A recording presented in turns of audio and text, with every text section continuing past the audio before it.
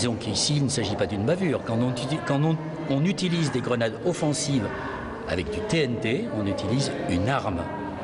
Est-ce qu'un dossier comme celui-là justifiait que l'on utilise des armes comme dans une guerre?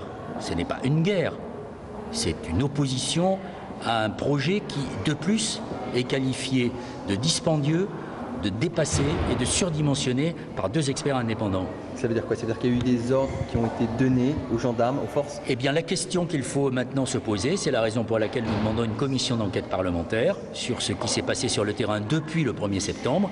Il me semble que maintenant cette commission d'enquête parlementaire s'impose. C'est de savoir si les forces de l'ordre ont vraiment été contrôlées par leur hiérarchie. Ce que nous avons constaté sur le terrain avec Madame Duflot le 20 octobre dernier, c'est que précisément ces forces de l'ordre ont eu la bride sous le cou, n'ont pas été suffisamment contrôlées et ont été livrées à elles-mêmes, et on voit le résultat.